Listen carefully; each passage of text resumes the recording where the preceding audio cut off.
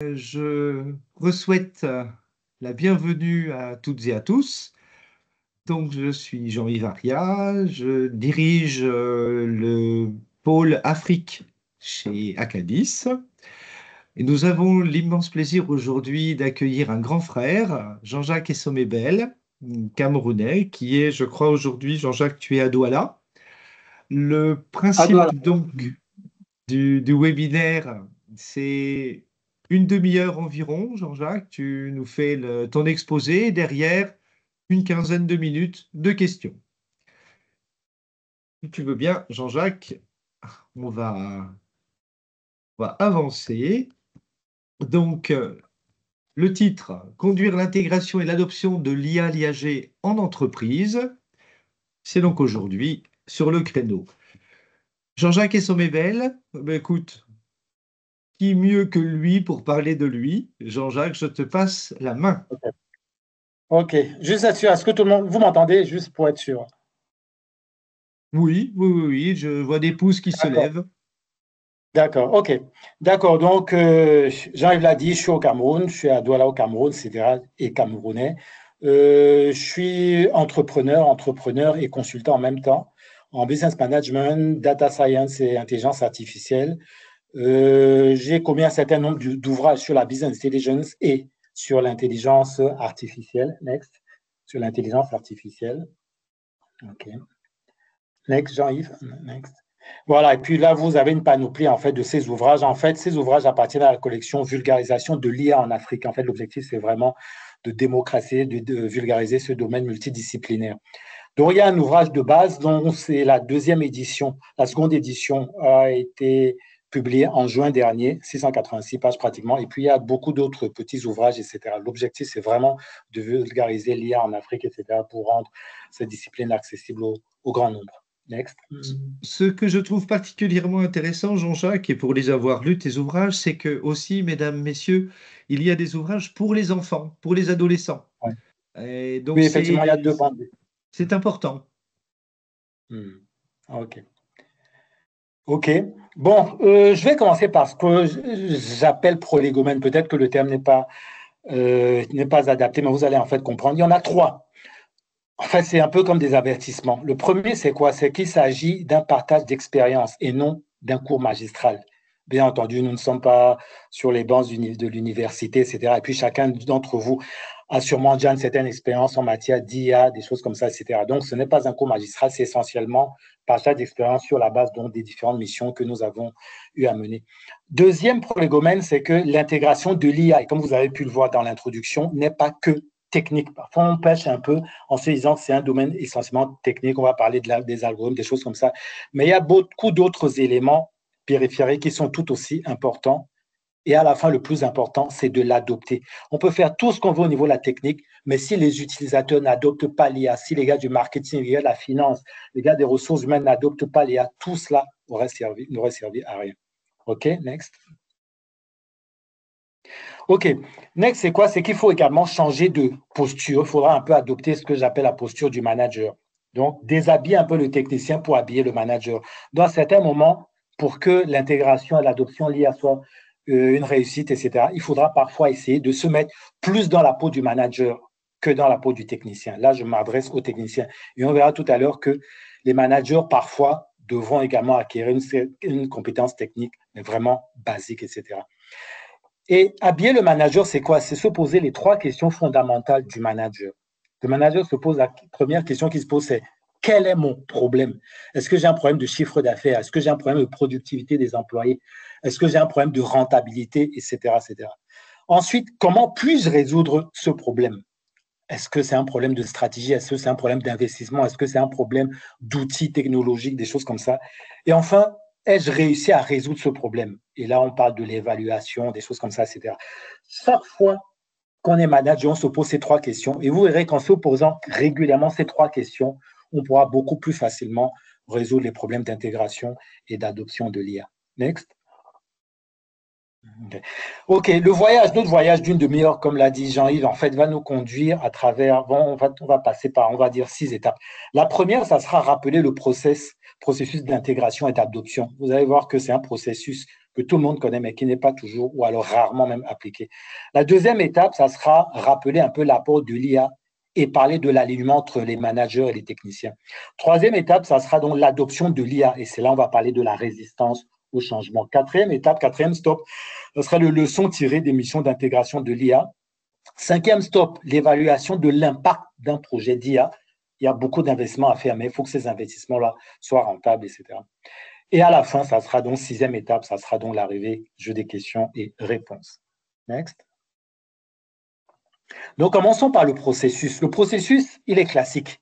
Presque tout le monde le connaît, définition des objectifs, choix des solutions, évaluation des ressources, intégration, gouvernance, toutes ces choses-là, etc.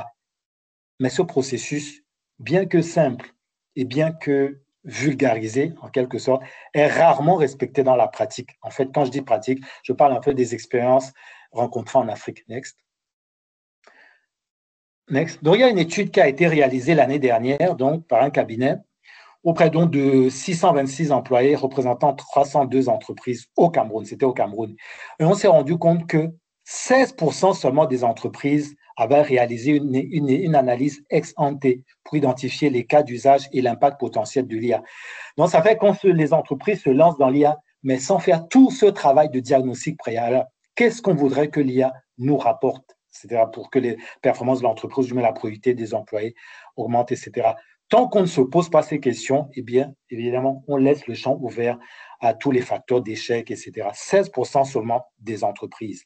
Et il y a quelques semaines, M. Lalande avait fait une présentation et qui, toujours dans le cadre donc, de ce rendez-vous internumérique, qui disait que plus tard le problème est décelé, plus difficile est la résolution du problème. Si on commet une erreur dès le départ au niveau de l'analyse ex ante du diagnostic, etc., évidemment, rattraper le temps perdu, ça sera extrêmement, extrêmement difficile. Donc 16% seulement, alors qu'on devrait être dans les 90% inconscients. Next. Et quelles sont les implications de ce phénomène qu'on appelle se lancer dans l'IA parce que c'est à la mode? Généralement, les entreprises vont se dire, tout le monde parle de l'IA, alors il faut y aller. Notre concurrent a procédé à une intégration de l'IA, alors on y va également faire la même chose, etc. Le problème, c'est que les problèmes des entreprises ne sont pas les mêmes. Vous pouvez être dans le même secteur d'activité, dans le même secteur d'activité, avoir la même taille, mais vous n'avez pas les mêmes problèmes. Et donc, c'est en fonction de vos problèmes et vous lancer dans le projet d'IA pour savoir en fait vers où est-ce qu'il faut aller. Et si vous ne faites pas ce travail, il y aura trois problèmes. D'abord, dispersion des efforts et des ressources, et donc une perte d'efficacité et d'efficience. Ensuite, les problèmes de business ne seront toujours pas adressés. OK? Et donc, il y aura une détérioration de la performance. Et puis, il y aura une perte de motivation des équipes, puisque les employés se diront que OK, l'IA va résoudre tous leurs problèmes. Ils ne vont pas avoir ces problèmes résolus. Et du coup, alors, on va entrer dans un cercle vicieux. OK. Donc, c'est pour ça qu'il ne faut pas se dire qu'on va dans l'IA parce que c'est à la mode. Next. OK. Adopter la posture du manager. J'ai parlé trois questions. J'ai présenté trois questions tout à l'heure. On va commencer par la première. Quel est mon problème? Et mon problème au niveau du manager, ça signifie qu'il faut déjà identifier les bons problèmes. Et les bons problèmes, ça peut se voir de deux façons. On voit généralement un problème en termes, sur le plan négatif, en termes négatifs. On va parler de menaces ou de faiblesses à contrecarrer. Ça peut être que dans le domaine bancaire, il y a la fraude à la carte bancaire, donc il faut que je lutte contre ça. Ça peut être des mails indésirables, des spams, etc. Ça peut être un problème de performance. Alors, je voudrais utiliser l'IA pour réaliser un diagnostic de performance, etc. Donc, on voit un peu l'aspect négatif. Mais il y a également l'aspect positif des problèmes, c'est-à-dire les opportunités à saisir. Je peux utiliser l'IA pour identifier des niches de clients qu'il faudrait que j'exploite pour augmenter ma base de clients et donc potentiellement mon chiffre d'affaires. Je peux utiliser plutôt l'IA pour détecter les employés à fort potentiel au niveau du recrutement. Et il y en a d'autres comme ça. Donc, juste comprendre que lorsqu'on parle de problèmes à résoudre, ça peut être une menace ou une faiblesse à contrecarrer, mais ça peut également être une opportunité à saisir. Donc, la première question qu'il faudra se poser, c'est quels sont les bons problèmes à résoudre à mon niveau? Next, au niveau de mon entreprise. OK. Et c'est une fois qu'on a répondu à ces questions qu'on va alors identifier, définir des objectifs de business, objectifs de clientèle, de revenus, etc. Et à côté de ces objectifs qu'on voit généralement dans les business plans, après, il y a ce qu'on appelle les objectifs de support. Par exemple, l'amélioration de la productivité des employés, la résolution des problèmes complexes, l'exploitation des opportunités d'affaires, et il y en a plein d'autres. Ce sont ces objectifs de support qui permettent d'atteindre les objectifs de business. Et c'est après s'être posé ces questions qu'on procède alors maintenant au diagnostic effectif de l'IA. Identification des problèmes que l'IA peut permettre de résoudre, mais également identifier les autres outils d'IA en usage dans l'entreprise, parce qu'il ne s'agit pas de faire table rase complètement du passé. Beaucoup d'entreprises ont déjà des outils d'IA, même si elles ne savent pas que ce sont des outils d'IA d'intelligence artificielle. C'est-à-dire, ce n'est pas seulement une question de machine learning, etc. Parfois, même l'IA symbolique, à base de règles, des choses comme ça, etc., c'est déjà de l'IA, etc. Donc, il faut se poser la question, quels sont les outils d'IA, les problèmes que l'IA pourra me permettre de résoudre et quels sont les outils que j'ai déjà à mon niveau, etc. OK, next. OK. Et du coup, ça nous amène à cette première conclusion. Il faut une collaboration claire entre les managers et les spécialistes de l'IA pour fixer les objectifs. Les managers ont déjà la notion d'objectif dans la tête. Il faudrait alors que les spécialistes de l'IA intègrent également cette notion d'objectif de business. OK. Ça, c'est dans un certain sens. Et c'est parce que ces objectifs de business auront été définis qu'on pourra alors facilement savoir s'il faut qu'on a plutôt un problème de planification, de prévision, de classification, de reconnaissance de forme, de génération même de texte avec ChatGPT, des choses comme ça, etc. Mais on ne peut faire ce travail que si, au préalable, on s'est posé la question, quels sont mes problèmes? Next. Et du coup, ici, je me permets donc de rappeler, en fait, certaines choses que vous connaissez déjà, en fait, l'apport de l'IA dans les entreprises. On va parler de gains de temps, de gains de précision, on va passer rapidement là-dessus, de gains de qualité, de gains d'argent, etc. Next. En fait, je vous montre plusieurs manières de présenter en fait l'apport de l'IA. On peut plutôt adopter une démarche qui parle des tâches irritantes au niveau des employés. Ce sont des tâches qui prennent beaucoup de temps. Ça peut être des tâches très complexes comme l'analyse des performances ou bien le développement de stratégie. Ça peut être des tâches sensibles parce qu'en fait, il s'agit par exemple de décisions financières, de calculs fiscaux, des choses comme ça, etc. Donc ça, c'est une autre manière de présenter l'apport de l'IA dans les entreprises. Next. Une autre manière, c'est de splitter ces tâches irritantes en tâches administratives, tâches de suivi, tâches de recherche, tâches de communication, etc., etc. Donc là, je le dis parce que à un certain moment de la phase d'intégration, en fait, du processus d'intégration, il faut définir des cas d'usage et identifier, en fait, utiliser ces différentes manières de catégoriser les tâches pour lesquelles l'IA pourrait être utile, etc. Ça permet de trouver vraiment des solutions. Next. Okay. On peut également se mettre dans la posture du manager en se disant que, OK, l'IA peut me permettre d'améliorer dans les performances, d'identifier des opportunités d'affaires, etc. Et puis donc, il y a plein d'exemples qui sont présentés ici. La réponse au mail, ça correspond à quoi? La synthèse de rapport, ça correspond à quoi? Etc. etc. Ça, c'est peut-être pas très important ici. Vous aurez le rapport, le livre blanc de cette présentation après, mais c'est bien d'avoir dans la tête plusieurs manières donc de catégoriser les problèmes, les tâches, les problèmes que l'intelligence artificielle peut résoudre. Next. Et tout ça, c'est pourquoi? C'est pour dire que l'IA, c'est pas, on l'a dit, seulement quelque chose de technique. Et c'est parce qu'un dirigeant, un manager, sera capable d'identifier les domaines dans lesquels l'IA peut être utile, les problèmes que l'IA pourra résoudre pour améliorer la performance de son entreprise, améliorer la productivité de ses employés. C'est parce que le manager sera capable de comprendre cela que le processus d'intégration sera plus facile. Et du coup, alors maintenant, les managers, il faut les former.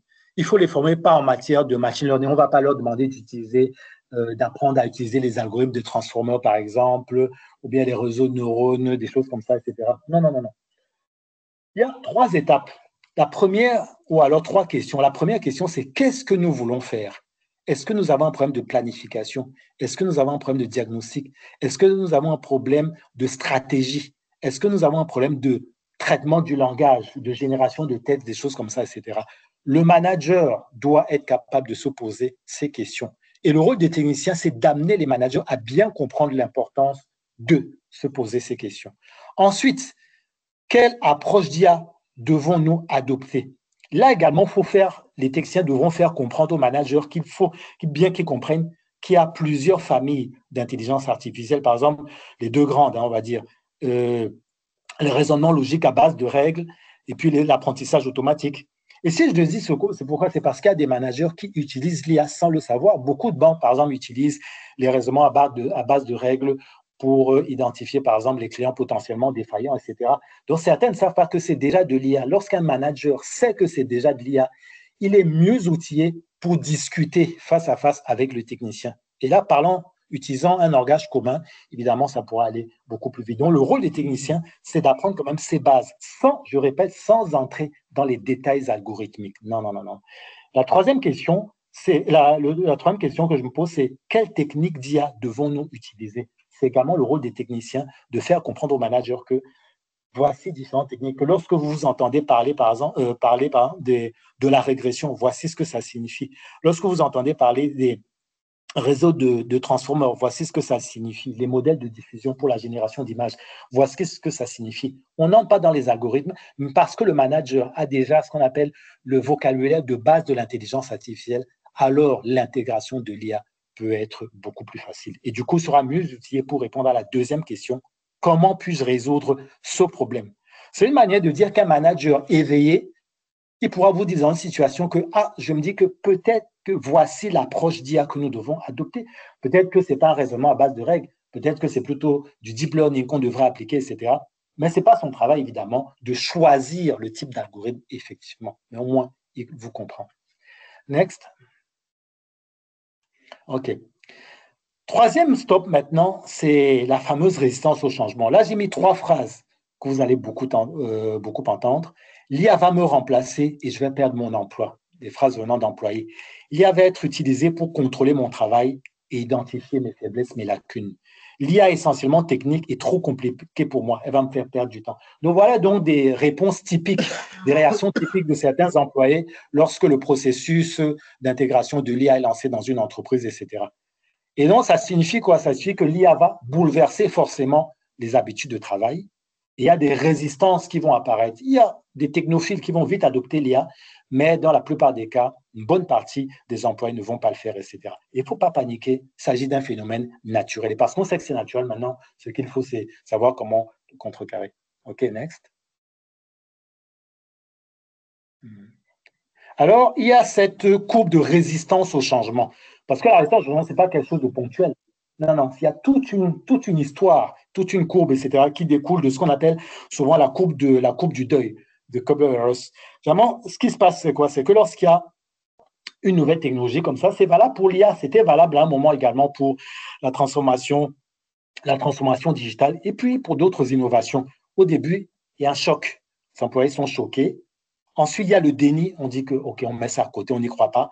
Ensuite, il y a la colère, on se dit que c'est inévitable, mais on se dit que ça va se retourner contre nous. Parfois. Ensuite, c'est la dépression. Ensuite, il y a une expérimentation, on se dit, essayons, pourquoi pas. Ensuite, la décision et enfin, l'intégration. Donc ça, c'est la coupe typique. Évidemment, chaque contexte socio-économique, chaque entreprise, selon sa taille, selon son secteur d'activité, selon sa maturité, selon le type de problème qu'elle rencontre, selon sa propre culture d'entreprise, etc., aura une courbe plus ou moins différente en matière de pente, de durée de certaines phases, etc. Mais grosso modo, voilà la courbe, on va dire, générique. Next. OK. Et si on va passer rapidement là-dessus, mais c'est juste donc des détails pour que vous compreniez en fait qu'est-ce qui caractérise chacune de ces phases. Et le plus important, donc, c'est après. OK. Next. Et là, ce qu'il faut retenir de cette courbe, c'est 5 éléments. D'abord, les résistances sont inéluctables. Lorsqu'il y a une résistance au changement, on ne doit pas s'énerver, on doit garder son calme. On dit que c'est inévitable, c'était prévisible, etc. Il faut plutôt se préparer pour la suite, comment contrecarrer cela. Ensuite, tous les employés n'ont pas la même réaction face à la nouveauté, ni les mêmes ressorts psychologiques. On a parlé des technophiles, par exemple, qui adoptent plus rapidement, des choses comme ça. On va dire que les gars des départements techniques et peut-être des finances peuvent adopter plus rapidement que les gars des finances. C'est un exemple, etc. Parce que les ressorts psychologiques et l'usage ne sont pas les mêmes. Ensuite, troisième enseignement à tirer de cette courbe, c'est qu'il y a des solutions. Il existe des solutions pour vaincre ces résistances. Quand vous le savez, vous ne paniquez pas, parce que vous savez, sachant que la solution existe, il vous faut juste la trouver, ou alors les trouver, ces solutions. Quatrième leçon à tirer, les solutions dépendent des individus et la phase d'avancement. Donc, il faut comprendre qu'il n'y a pas de formule passe-partout. Et on ne va pas appliquer le même programme pour tous les employés. On dira par exemple qu'il y a ce qu'on appelle les champions, dont on va identifier certains employés qui adoptent rapidement et qui sont en quelque sorte des leaders d'opinion dans l'entreprise. Et ceux-là, alors maintenant, pourront être utilisés pour toucher d'autres employés, des choses comme ça. Donc, tous les employés ne sont pas logés à la même enseigne. Et enfin, cinquième leçon à tirer, une fois que l'adoption est réussie, alors l'entreprise atteint de nouveaux sommets. OK, next. Et donc, du coup, dans nos missions, il y a certaines solutions qui ont fait leurs preuves. L'analyse, par exemple, des résistances potentielles au changement, la détermination des besoins en formation et en accompagnement. Et quand on dit formation, ce n'est pas seulement utiliser l'IA, mais savoir qu'il y aura des nouvelles méthodes de travail, par exemple, dont il faut former les employés à cela, communiquer clairement les objectifs et les avantages de l'IA aux salariés. Et cela, on peut utiliser les médias internes, les journées de l'IA, journées portes ouvertes, tout ce que vous voulez, etc. Il faudra encourager le dialogue et la participation des employés, créer une task force dirigée par les champions en interne, donc ces employés qui adoptent très rapidement l'IA et qui sont des leaders d'opinion. Dans certaines entreprises, on avait également mis en place une charte d'engagement signée par chacun des membres du top management dans le cadre d'une cérémonie bien spécifique, etc. Et ça permettait de rassurer les employés. Donc, chaque manager, chaque top manager, chaque dirigeant s'engageait donc à accompagner les employés dans l'adoption de l'IA pour que les employés ne paniquent pas, etc. Et évidemment, encourager la culture d'apprentissage, la flexibilité, encourager les retours d'expérience, storytelling. Donc, on peut dire, par exemple, que, OK, à la fin d'un mois donné, etc., il y a une prime qui est remise à l'employé qui décrit le meilleur storytelling de l'utilisation de l'IA dans le cadre de ses tâches, dans le cadre de ses activités. Donc là, c'est grosso modo comme ça quelques initiatives qui ont fait leur preuve dans certaines entreprises ici en Afrique subsaharienne. Next. OK, next.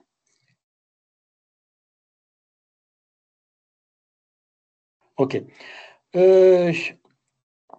Leçon tirée de quelques... Non, on ne va pas seulement parler de l'adoption. Lorsqu'on parle de leçon, en fait, c'est parce qu'il y a deux objectifs derrière. Comprendre ou alors analyser les leçons apprises, ça permet de mieux comprendre les dynamiques. Donc, comment est-ce que les missions d'intégration de l'IA, les missions à succès bien entendu, comment elles se sont déroulées? Ensuite, identifier les opportunités d'amélioration pour les projets à venir. Donc, il faut qu'on se pose ces deux questions et sur la base de ces deux questions, on peut bien comprendre en fait comment est-ce qu'on peut bien tirer des leçons donc, du passé. Le passé, c'est quoi? Ce sont les expériences des autres entreprises, mais même au niveau de l'entreprise, on lance un processus d'intégration artificielle, d'intégration de l'IA, et après un mois, on fait un stop, on évalue. Qu'est-ce qui a bien marché, qu'est-ce qui n'a pas bien marché, on fine-tune, on arrange, etc. Et on avance, etc. Donc, c'est bien de tirer les leçons du passé. Next, et là, je vais en présenter quelques-unes également. Au sujet de la conduite de l'intégration et au niveau technique. Au niveau de la conduite de l'intégration, qu'est-ce qu'on avait remarqué? L'importance d'avoir le buy-in du directeur général, très important. Et buy-in sous forme de carotte et de bâton. Carotte en ce sens qu'on lui dit, si tu utilises l'IA, voici ce que ton entreprise va gagner. Et bâton, évidemment, si tu ne te mets pas à l'IA, eh bien, voici ce que ton entreprise va perdre. Ça peut être des parts de marché, ça peut être la rentabilité, ça peut être le churn des meilleurs employés, des talents, etc. Mais chaque fois, bien entendu, ça doit être basé sur les spécificités de l'entreprise. Ce qui est valable dans une entreprise ne l'est pas dans une autre, etc. Ensuite, il faut utiliser donc, parmi les leçons toujours apprises, il faut réaliser des ateliers avec des cadres opérationnels, on va dire, cadre opérationnel, on va dire niveau senior manager. En fait, des ateliers, ça sera quoi? Ça sera des ateliers, on va dire, par exemple, qu'on réunit dans les cadres de la direction financière. Et avec eux, on va identifier des cas d'usage. En quoi est-ce que l'IA pourra leur être utile? Ça peut être pour la saisie comptable, pour qu'il y ait moins d'erreurs dans la passation des écritures, etc. Ça peut être pour améliorer les prévisions de trésorerie. Donc, il y a plein de cas d'usage comme ça qu'il faudra identifier donc, avec ces cadres opérationnels plus, c'est-à-dire les senior managers.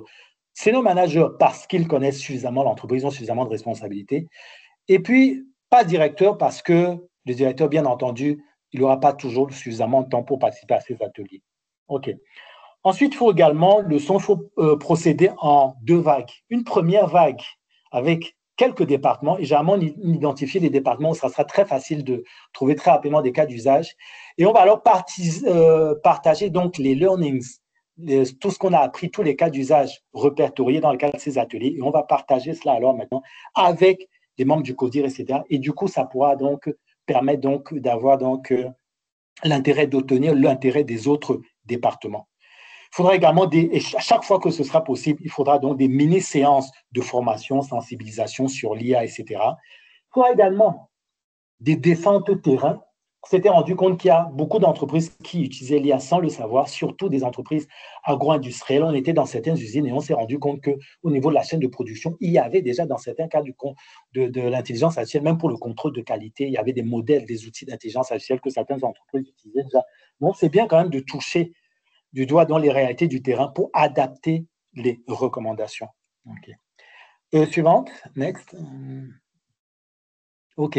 Ça, c'était au niveau du processus. Et au niveau des projets retenus, il faut s'arranger, veiller à ce que l'entreprise ait suffisamment de données. Et parfois, l'entreprise a des données sans le savoir. Donc, il faut donner un coup de main, coup de pouce à l'entreprise, de dire OK, on a besoin de telle ou telle donnée. Mais si vous regardez peut-être votre data warehouse, etc., vous pouvez, par exemple, trouver ces données-là qui pourront nous aider, des choses comme ça pour développer les algorithmes d'intelligence artificielle. Il faudra intégrer des projets à développement rapide. Donc, c'est dangereux donc d'adopter ou alors de se lancer directement dans une solution d'IA qui soit, on va dire, une usine à gaz dont la modélisation va peut-être prendre tout un mois et puis l'impact, on va seulement le voir après 3 mois, etc. Il faut des solutions extrêmement rapides qui permettent donc de rassurer les employés, etc. Parfois, il y a aussi le problème du coût de certaines solutions. On va dire que le coût est élevé lorsque vous regardez en fait tous les projets qui ont été retenus, etc. Mais ce qu'on conseille donc, c'est de dire en fait à l'entreprise, aux responsables de l'entreprise, attention, certaines solutions permettent donc de résoudre plusieurs problèmes différents. Donc, il ne faut pas se dire que parce qu'on a 10 problèmes, il faudra 10 solutions. Non, parfois, 2 solutions peuvent permettre de résoudre au moins 7 problèmes, etc. Donc, il faut donc rassurer l'entreprise et faire comprendre donc à cette dernière que non, il est possible donc de minimiser en fait les investissements en matière d'intelligence artificielle, etc. Next. OK. Next, et on débouchons sur la troisième question du manager. Ai-je réussi à résoudre le problème? Et là, alors, c'est l'évaluation, l'étape de l'évaluation des projets d'intelligence artificielle. Next. Et là, il y a 2 manières de voir la chose. Mais avant cela, il y a toujours cette étude-là réalisée en 2024. 1% seulement des entreprises avaient réalisé une analyse complexe de l'impact de l'IA. 1% seulement sur 1000 entreprises. Sur 1000 entreprises, 10 seulement avaient réalisé une étude impact au niveau des objectifs de l'entreprise, au niveau de la productivité, au niveau de la rétention des talents, etc. Ce qui est extrêmement, extrêmement faible. Next. OK. Et là, je précise pour vous qu'il y a 3 manières d'évaluer l'impact. Il y a l'évaluation globale, l'évaluation spécifique et l'évaluation comportementale. L'évaluation globale, c'est voir si les objectifs de business de l'entreprise ont été atteints ou bien si les performances se sont améliorées. Est-ce que le chiffre d'affaires a augmenté? Est-ce que la part de marché a augmenté? Est-ce que le Net Promoter Score au niveau des clients est élevé? Des choses comme ça. Donc ça, c'est l'évaluation globale. Mais ça ne suffit pas. D'abord parce que c'est complexe, mais parce que ce n'est pas complet. Ensuite, il y a les évaluations spécifiques. Ça sera au niveau de la productivité, l'efficacité des employés. Est-ce que je produis les dashboards beaucoup plus rapidement qu'avant? OK. Est-ce que dans la rédaction des rapports, on sait qu'on utilise Teams, Zoom maintenant, en quelques instants, vous pouvez avoir les minutes d'un rapport, etc. Or, avant, un rapport de réunion, ça pouvait vous prendre pratiquement, ça prenait toute une heure carrément, etc. Est-ce que le taux d'erreur des saisies comptables a baissé? Donc, ça, ce sont des évaluations spécifiques. Et enfin, il y a les évaluations comportementales, le niveau d'adoption et d'appropriation des outils par les employés. Quelle est la proportion des employés qui a une perception positive de l'IA? Quelle est la proportion qui utilise effectivement l'IA? Quelle est la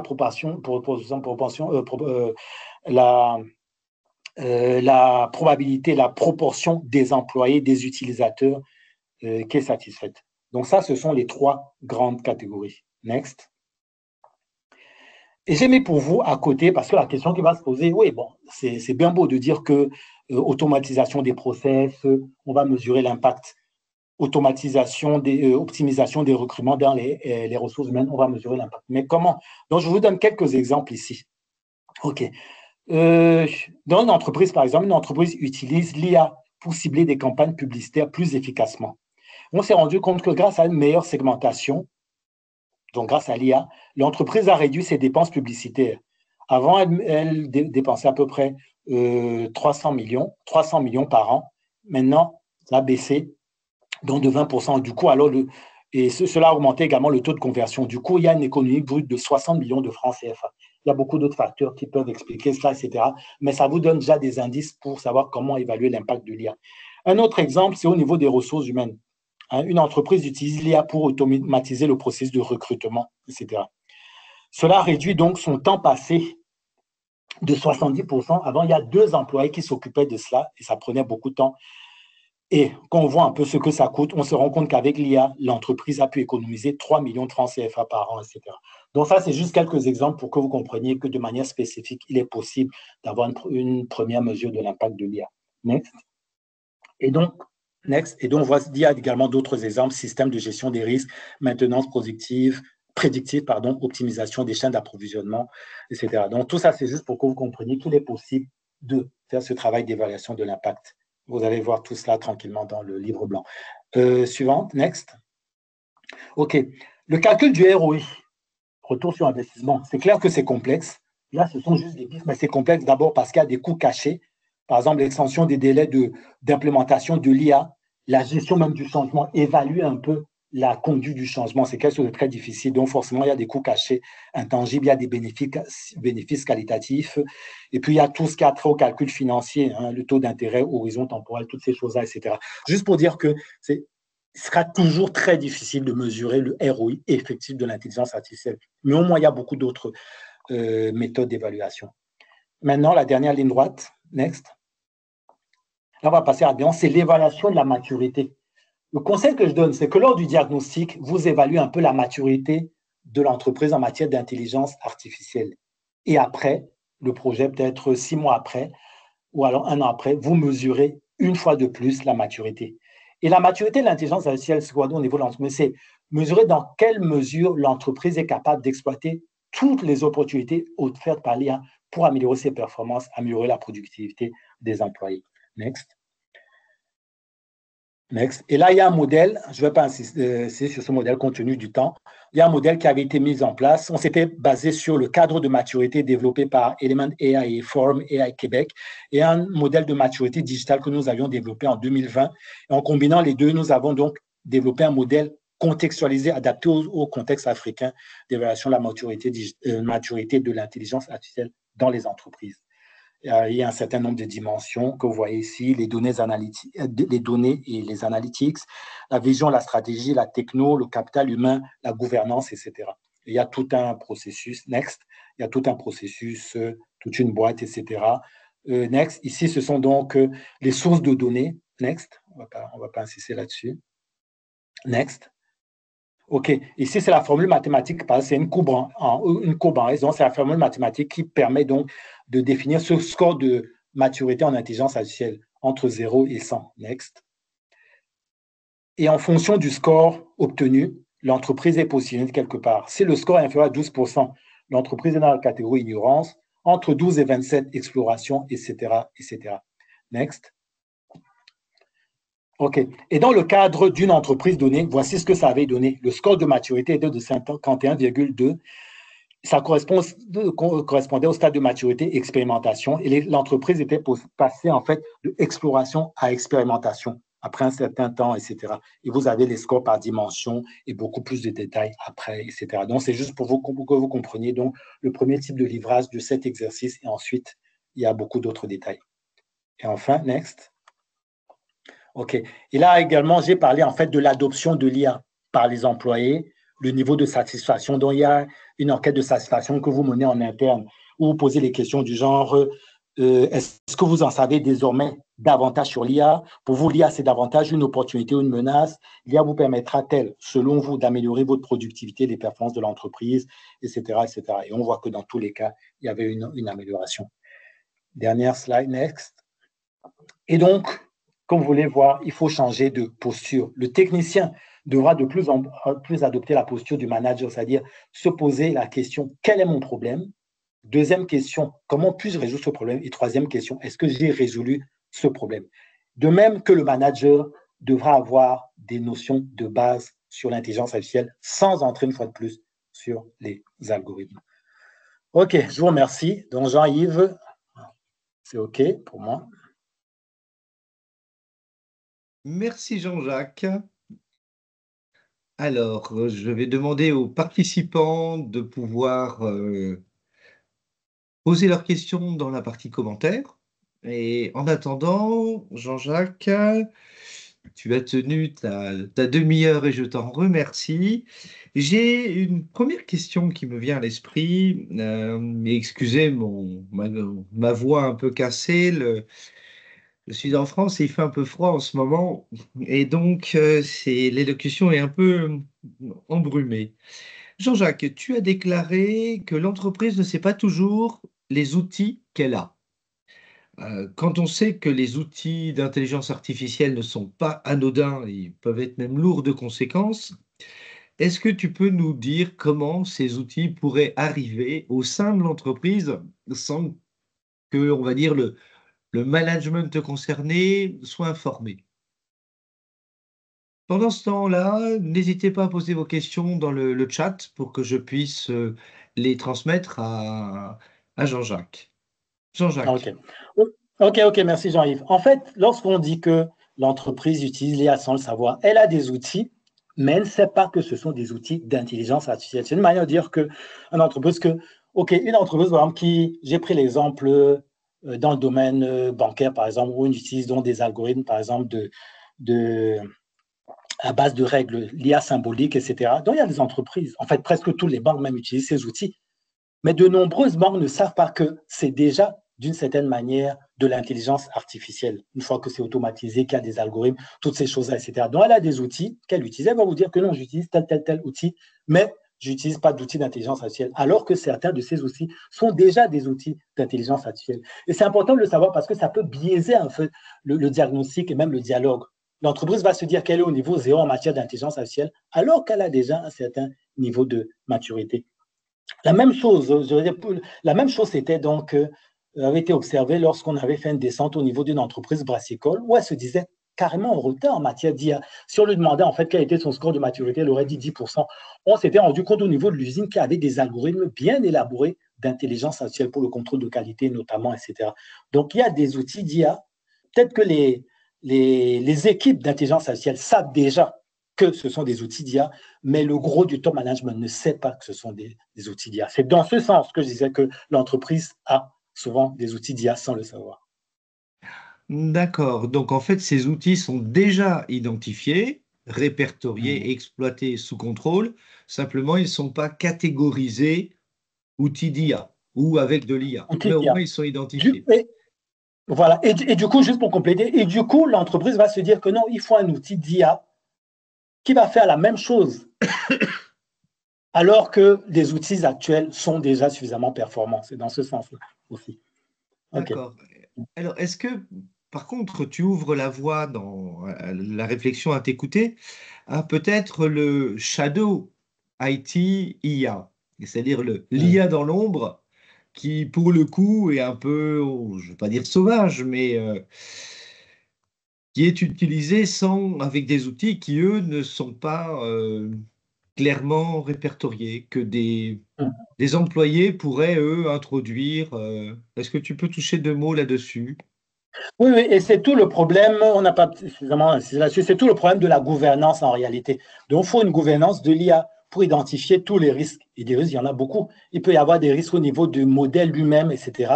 Des risques au niveau de la confidentialité des données des clients, par exemple, etc. Et puis, des risques liés à cette utilisation, j'ai envie de dire malveillante de l'IA, le shadow IA, comme tu disais, des choses comme ça, etc. Donc, il y a tout un comité de gouvernance qui doit être mis en place pour essayer de traquer ce genre de comportement et mettre en place des balises et puis des règles de comportement, des choses comme ça, etc. Donc, c'est tout le volet lié à la gouvernance, etc. Alors, tu parles de gouvernance, donc de comité de gouvernance. Tu as évoqué dans ta présentation également la nécessité d'avoir une charte d'engagement par le top Mmh. management. Mmh. La mise en place d'une telle charte, de manière très concrète, dans une entreprise, tu peux l'estimer à combien de temps? Parce que nos interlocuteurs sont d'entreprise Et Mhm. ils peuvent se poser la question, ben, concrètement, par expérience, quels sont les pièges à éviter, combien de temps ça prend, parce que c'est évidemment indispensable d'avoir une telle charte. Mhm. En fait, ce qui se passe, s'est passé dans nos descentes sur le terrain, en fait, c'est que, grosso modo, on va dire que ça mettait à peu près un mois et demi, etc. Parce qu'il y a toute une équipe task force qui était mise sur pied, où il y avait donc des champions, etc., des leaders d'opinion. Et leur rôle, donc, c'était déjà de bien assimiler l'intelligence artificielle, l'impact, toutes ces choses-là, etc. Et puis de communiquer avec le reste de l'entreprise en matière d'impact, collecter un peu leurs doléances, leurs attentes, des choses comme ça, etc. Procéder donc à back and, back and forth, comme on dit souvent, c'est-à-dire faire une proposition de charte d'engagement, soumettre au CODIR, laisser suffisamment de temps au CODIR pour discuter, procéder à des amendements, des aménagements, etc. De telle sorte qu'on aboutisse donc à une charte définitive qui sera alors signée par chaque membre du CODIR dans le cadre d'une cérémonie bien spécifique, bien définie, etc. Donc, grosso modo, c'est quelque chose qui, sur la base de nos exigences, durait à peu près, on va dire, entre 4 et 6 semaines, un mois et demi. D'accord, je te remercie. Nous avons une question là. Je voudrais savoir si l'IA n'est pas une menace pour les emplois des salariés au sens de la Mhm. réduction des emplois. Tu as Mhm. effectivement légèrement évoqué ceci, mais est-ce que tu peux toucher un mot de cette notion de menace? Éventuellement, je compléterai. Oui, en fait, il y a trois manières, ou alors trois positions, ou alors trois dimensions. La première dimension, c'est qu'il y a une menace réelle, parce que ce qui est clair, c'est qu'il y a des emplois qui vont disparaître, il y a des tâches qui seront exécutées par l'IA. Ça, c'est incontournable, etc. OK. Mais ce Tout qui à est bien fait. également, c'est que, voilà, ce qu'il est important de savoir, c'est qu'il y a des nouveaux postes, des nouveaux métiers qui vont naître. Des métiers très, j'ai envie de dire, techniques, par exemple. Techniques liées à l'IA, c'est-à-dire tous les développeurs, etc., qui auront, vous savez qu'il y aura des compétences bien recherchées, très recherchées à ce niveau-là, etc. Mais il y aura également ce que j'appelle l'IA de X. Donc, vous verrez que dans les entreprises, on recherchera de plus en plus un spécialiste IA, un spécialiste pour l'IA dans le domaine des ressources humaines, un spécialiste IA dans le domaine de la finance. Ça peut être un secteur d'activité, un employé qui ait des compétences IA adaptées aux problématiques du secteur des télécoms, IA adaptées au secteur bancaire, des choses comme ça. Donc, ça fait qu'il y a de nouveaux emplois qui seront créés. Donc, certains seront détruits, d'autres seront créés. Mais en plus de ça, il y aura des transformations. Et lorsqu'on parle de gains de productivité ou beaucoup plus de créativité, c'est que un employé, par exemple, je vais prendre un exemple terre à terre. Vous prenez un analyste, par exemple, quelqu'un qui analyse les performances de l'entreprise. Ça peut être au niveau du contrôle de gestion, ça peut être au niveau de marketing, tout ce que vous voulez, etc. Peut-être que rien que la production des tableaux de bord interactifs ou pas, etc., ça pourrait lui prendre peut-être 2 heures chaque jour. Avec l'IA, ça va lui prendre quoi? 5 minutes. Et du coup, alors maintenant, allez, les 115 minutes là d'économie, etc., pourront être utilisées pour l'analyse des performances et plus l'aspect technique des graphiques, des choses comme ça. Ou alors réfléchir à d'autres problématiques. Est-ce qu'il y a anticipé d'autres problèmes qui nécessiteront des analyses? Donc, pour me résumer, trois postures. La première, c'est qu'il y a des emplois qui seront détruits, c'est inévitable. La deuxième, c'est que de nouveaux emplois seront créés. Et la troisième, c'est qu'il y a des emplois qui seront transformés. Et il faudra donc s'adapter à ça. Et quand on parle de transformation, ça suffit bien évidemment encore formation. Et donc, du coup, il y aura plein de formations dans le domaine de l'IA par rapport aux différents métiers, aux différents secteurs d'activité, etc. Donc, Jean-Yves, comme tu voulais compléter, hein? Oui, mais j'ai une intervention de monsieur ou madame Joannet qui tombe à propos, qui est très intéressante. Je préfère la citer.